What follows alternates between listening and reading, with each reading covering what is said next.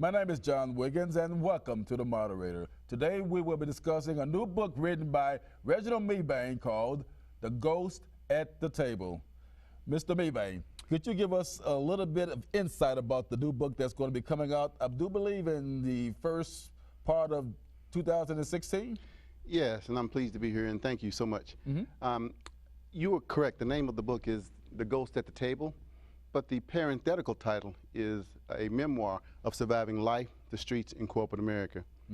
And as you and I have talked about before on this show, the title has evolved since the last time, and we're in the final editing process this month to where we'll finish the edit and we'll be ready to go and publish it, and we'll have a full release in early 2016, as you mentioned. The premise revolves around our lives, my life in particular, as a memoir retelling of the story of growing up in the poor community that we did in North Memphis. As a young boy, winning a scholarship to a New England prep school, subsequently winning a scholarship to a military academy, and ultimately moving up through the corporate ranks and working for a company like FedEx and becoming the chief operating officer, and then moving into the position that I'm at today as a senior executive in the federal government.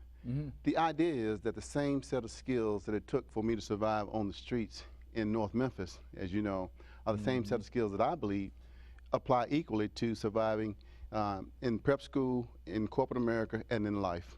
And that's the premise. You mentioned earlier about growing up in North Memphis. What were some of the things in North Memphis that you remember that would have such a strong impact on you? The challenging situation that we grew up in, as you know, was one of poverty. And also around us every day there was violence, and there were things that were happening in the neighborhood. To some extent we were protected from, and some extent we weren't protected from. But on any given day, any of us could have lost our lives to violence or the scenarios that surrounded us. For us to be able to navigate through that system and learn how not only to survive but thrive as well, to me is a story worth telling. I believe that everybody has a story to tell. And I think by going back and recounting the experiences that I experienced, some of those even with you, are worth sharing with African American men and others who have to overcome struggle. In essence, the book is not just about targeted toward minorities. It is about overcoming struggle in general.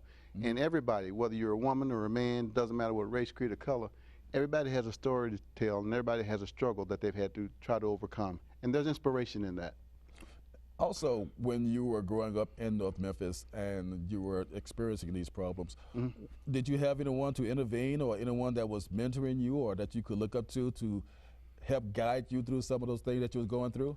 Well, I had good friends like yourself, but at the same time, you know, people like your mother, who was a foundation for us in terms of stability. I had good teachers along the way.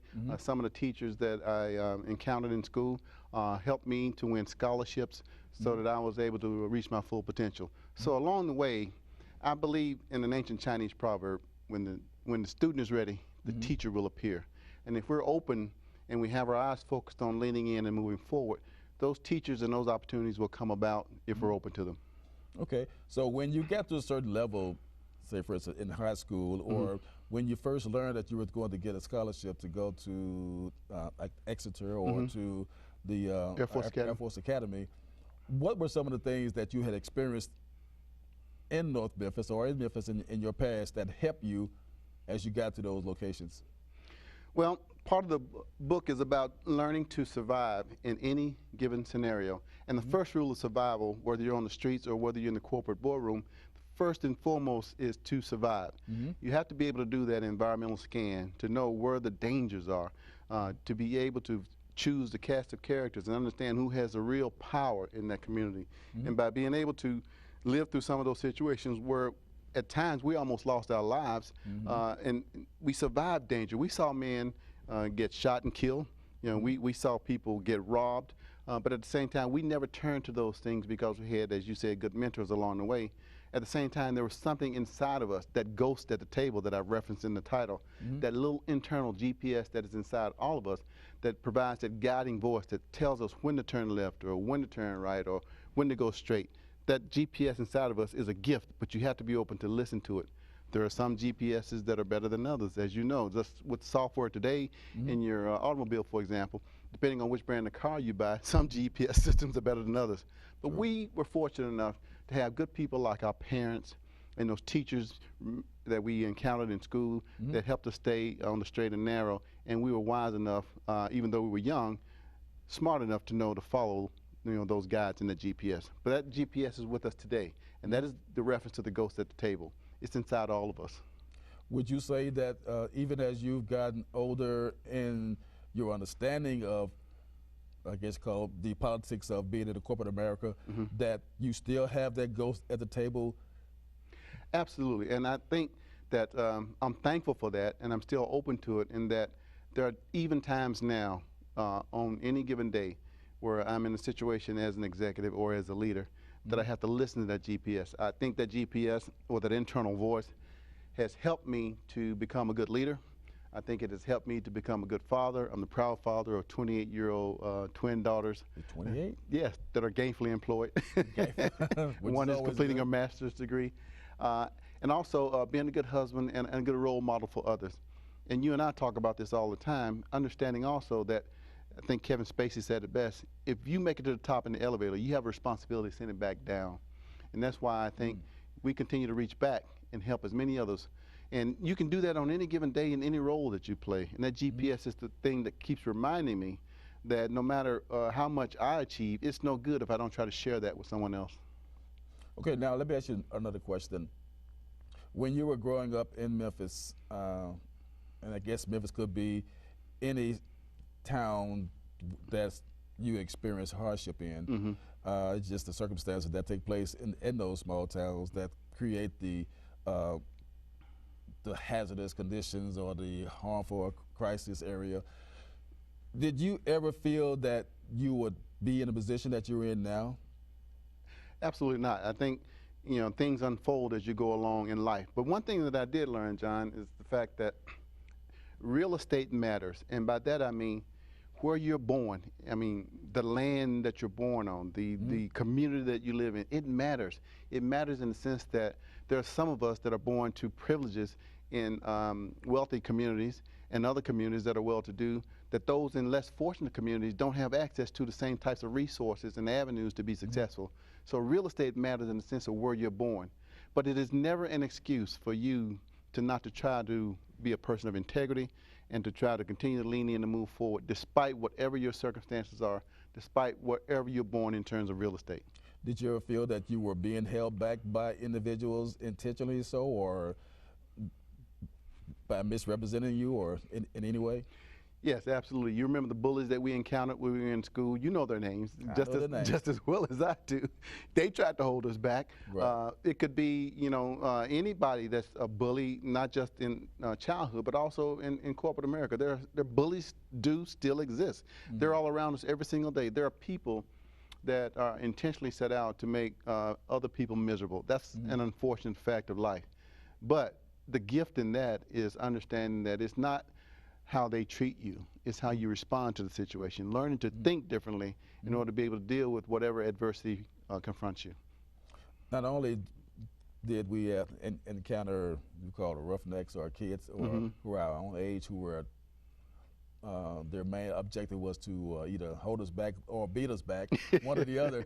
But when you were in school, did you ever encounter those who were going to be your leaders, who were our leaders, who were our teachers, who were our instructors, who, by the mere fact that we were born in an area that was of poverty or poor, that they didn't think that we could make it out of the neighborhood, that we weren't smart enough. Right. They maybe absentmindedly treated us as if we would understand or know how to achieve. Absolutely. There's one in particular that you will recall. I won't say his name for the sake of anonymity, but we were in the 7th grade and he was our music teacher. And remember, he weighed about 300 pounds and he was very, very harsh and mean on the one hand, and at the same time I think that he didn't really believe that we would make it out of that scenario. He wasn't a real positive motivator for any of us. We operated out of fear when we dealt with him Right. versus somebody like a Miss Dixon who was equally stern, but at the same time we knew she cared, or Miss Right. Coleman. Remember those great role models? So there were bullies, you know, in authority positions in school, and some of those can be your teachers. At the same time, when you go off and you're in the military, or even in corporate America, you're going to encounter those same types of personalities. But again, what you have to be able to do is understand that, you know, even though this person might not be in your corner, you know, you have the ultimate upper hand in understanding that you have a choice in how you choose to react to them. So we did believe them. My internal GPS always told me, I'm better than the situation. And no matter what situation it was in, whether or not I didn't know where my next meal was coming from, or whether or not I didn't know where my next job or my next promotion was coming from, I always operated on the condition that Martin Luther King said it best: the antidote to racism or prejudice is excellence. Excellence at what you do. I'm going to be the best at what I do and continue to focus on trying to help as many other people around me, and the opportunities will cascade down around that. It's something that I believed in then, even as a young child growing up, not knowing where my next meal was coming from. It's something that I believe in now. You have to have some faith along the way as well. And I believe in a higher power. And as you know, we also believe in God in the sense that I'll wonder about the universe and understanding that we have faith that no matter how bad things get, that we will survive. When you were in college, I believe you went to the University of Memphis? University of Memphis. Okay, and did you experience any of the same, possibly, I would say prejudice, but teachers still not believing that you were capable of being able to? Yes, and the one point I was applying to a graduate school, I won't say which one, and then I had to drop out. I remember I was very young. I was 27 years old, and I had just started my master's degree, and dealing with the deadlines associated with registering for school. My wife was getting ready to have twins, and I had to drop out of the program past the dropout deadline. So I had to go and meet with the dean of the school, and the dean of the school politely told me that you might not want to consider coming back until you can do this full time. Well, that was never an option for me. I always had to work, so not coming back until I could do it full time was not an option to me. That very same person, that dean, ended up hiring me later on to teach in an adjunct faculty position after I got my master's degree. So it was pretty clear he didn't understand my scenario, but at the same time, there was a change of faith once he really got to know me.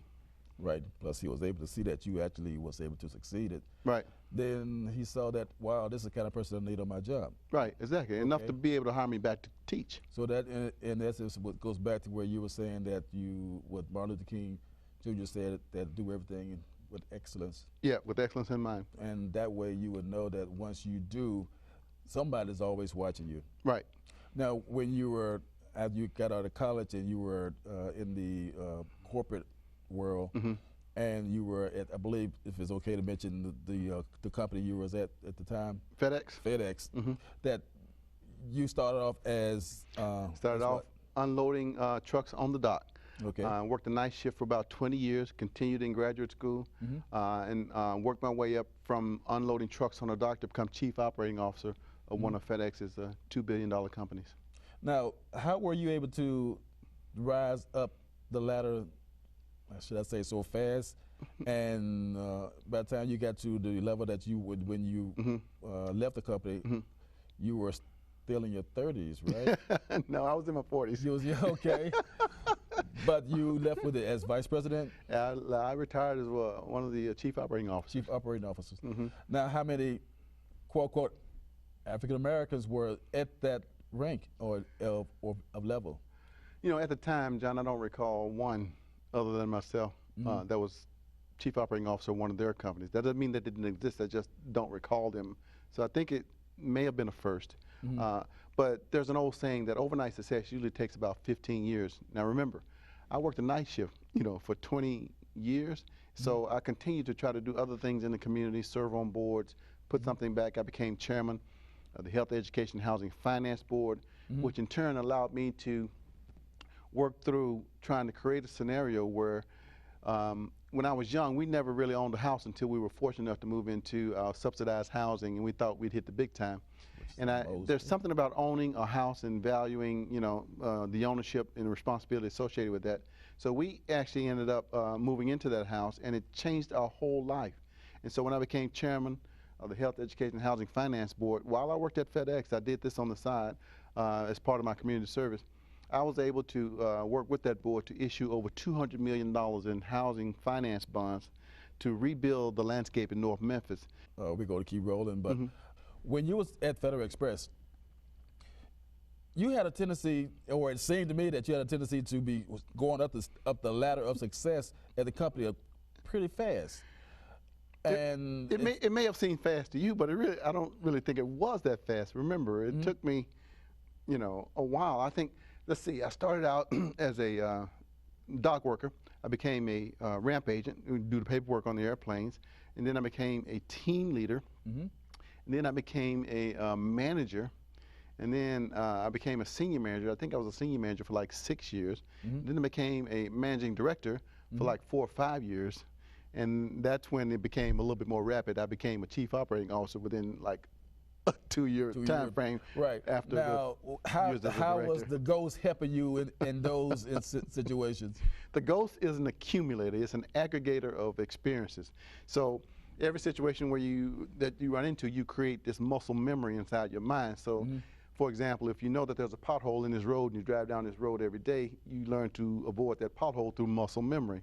So all those scenarios where I either was almost fired or I didn't do a good job and I was not rewarded for it, I kept those things in the back of my mind, and my GPS, my internal ghost, so to speak, would remind me of those situations so I wouldn't make the same mistakes twice. Okay, so you have some excerpts from your book that you wanted to share with the audience that will depict some of the situations that you've encountered? Yes, and thank you for asking. Okay. I thought you would never ask. Oh, okay. So I'll just share a couple to kind of give you a little teaser. Right. But you know, the culmination of the book ends in some things that I've kind of learned over the years. Remember, the original title was The Unwritten Rules for Surviving Life, the Streets, in Corporate America. Right. Well, it's evolved to the point where it's not just the unwritten rules, but it really is a matter of surviving struggle. So I'll give you a couple of these. Okay. So things that I had learned over the way that my GPS has taught me, that ghost at the table, that internal voice. Rule number 1, survive. First and foremost, whatever system you're in, physical and mental survival have been and always will be the supreme imperative. You are of little value dead. So it doesn't matter if you're a slave on the plantation. It doesn't matter if you're working in a great, big, giant corporate network. You have to first do an environmental scan, learn the landscape and the culture, and be able to survive first and foremost. Otherwise, you're no good to anyone else. Take care of yourself first, and then you can reach back and help others. Okay. Rule number 2, your life is your resume. Live the authentic you. It is more important to know what you are not. This is your compass. That compass becomes your controlling metaphor and your internal GPS for life. At the end of the day, you have to be who you are. Otherwise, it creates all kind of psychological conflict. You know, you're always going to be John. I'm always going to be Reggie, or Ray Ree, as you used to call me. Right. So I want to take that authentic part of me into whatever I do. It helps keep me grounded and remind me it's not a matter where you are. It's a matter where you are from where you first started. Rule number 3, what matters most to you says the most about you. All the material success in the world is of little value if you have no one to share it with, or if you do not believe in something greater than yourself. And I think at the end of the day, you also want to make sure that not only you share your success with others, but that you have a sense of faith in terms of what inspires you to be a better person, whether that be God or some other spiritual being. You have to believe in something bigger than yourself. And then the last one is, nerd is the new black. Either master some degree of technology proficiency or idle in the dark corner of irrelevancy as the whole world passes you by. You know, you want to remain relevant, and whether we like it or not, the digital world is here to stay. And it's not just a digital world, but it's understanding the challenge that we have ahead of us in the generations that come and go. The greatest challenge that we have from a diversity standpoint is not age or race or sex, it's generational differences. Right now, millennials outnumber baby boomers. We're baby boomers. Millennials outnumber us now. Those babies born in the 80s and afterwards. You know, they outnumber us now. And they're different than we are. They communicate differently, they think differently, and even now you have Generation Z in the workplace. Babies born in the mid-1990s. So you've got traditionalists all the way through Generation Z in the workplace now and in the world, and we all got to live in this world together. People are living longer. The average lifespan for someone now is 90. The fastest growing demographic in the U.S. is people over 90. You know, in another 30 years, 40 years, the average lifespan is going to be 100. So people are living longer. We have to learn to be able to communicate and lead across these generational lines to inspire people to move toward a better goal. So it's those generational differences that help us, and technology is a big part of that. Whether you like it or not, social media is here to stay. You can either be the master of your brand or you can live in the dark. Okay. How do you want people to take your book? I mean, what do you want them to get from your book as a whole? I want them to get from the book the idea that everybody's got a story to tell. Everybody has a struggle going on. 1 in 3 people that you meet is struggling right now with some type of either social or psychological challenge. I think that despite that, there's hope, and that the idea is you never know what tomorrow is going to bring. Just keep leaning in and moving forward. Don't let depression overtake you. Don't let circumstances overtake you. That's easier said than done. But surround yourself with the people that care about you, that are worth you investing time and emotion with. Have a circle that matters, and keep leaning in and moving forward, no matter what the world throws at you. That's what I want people to get. Now, where in the world did you get the title, the name of the book from? The Ghost at the Table? The Ghost at the Table. What inspired that? Well, I've always, as I mentioned, had this voice inside my head, and actually it was my father. My father died when I was 12 years old. And so he was a very stern father. But we knew that he loved us. You know, he believed in education, even though he himself only had a 5th grade education. And so I remember the day that he was died. I was actually there. He had a heart attack. And I actually I was there when he died. I was trying to wake him up. He was having a heart attack, and then they called the ambulance and took him away. He was dead on arrival. But because I knew he was just such a strong proponent of education, even though I had witnessed my father die that night, I got up and went to school the next day because I know that's what he would have wanted me to do. I remember that. Right, you do. And I didn't miss a day out of school after that.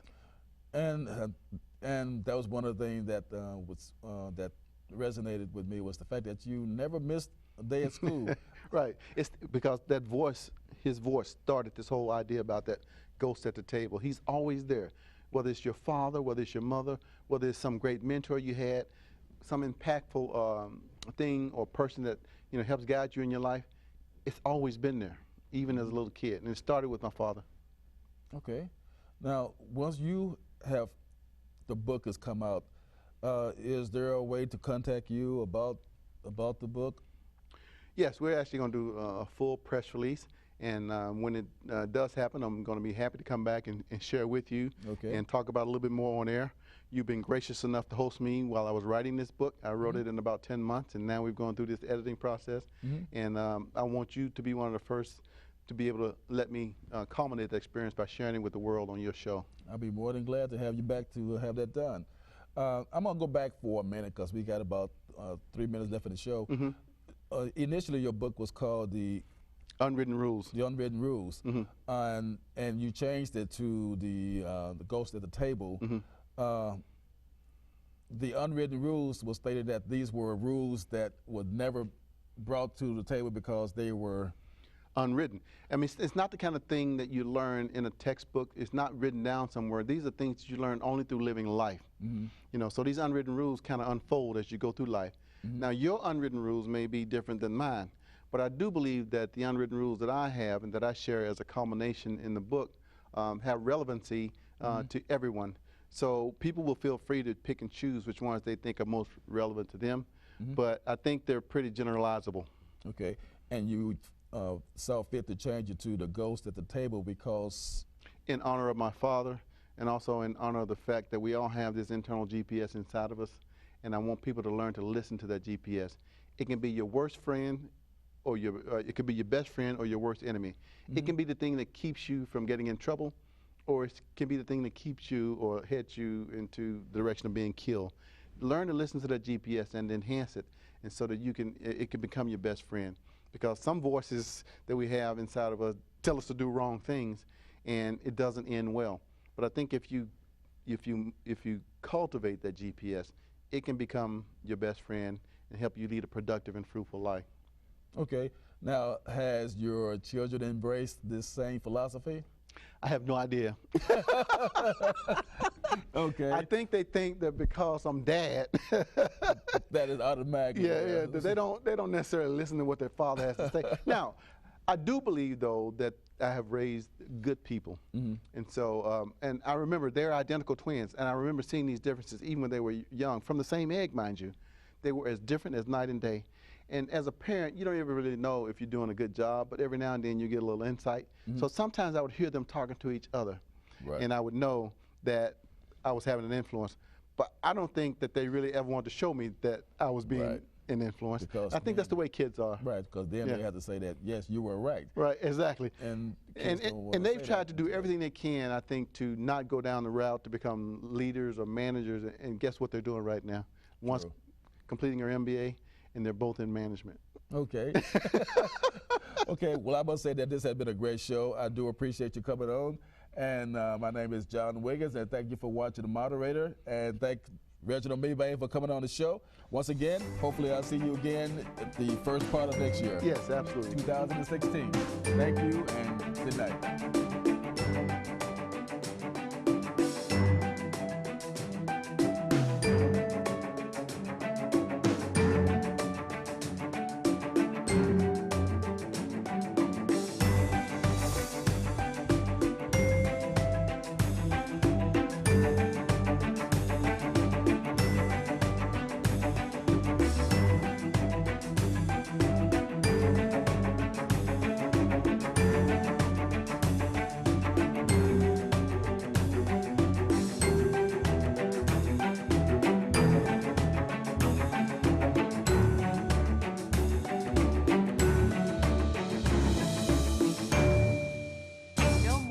None of my business. No more, I'm sure they'll work it out. No more, boys will be boys. No more, I'll say something next time. No more, why didn't she tell anyone? No more, she was flirting with him. No more, she's too smart to let that happen. No more, not my problem. No more, he didn't mean it. No more, why doesn't she just leave? No more, he said he was sorry. No more, she was drunk. No more, she was asking for it. No more, she seems just fine to me. No more, she should have been more careful. No more, we don't talk about that. No more bystanding. No more ignorance. No more excuses. No more. No more. No more.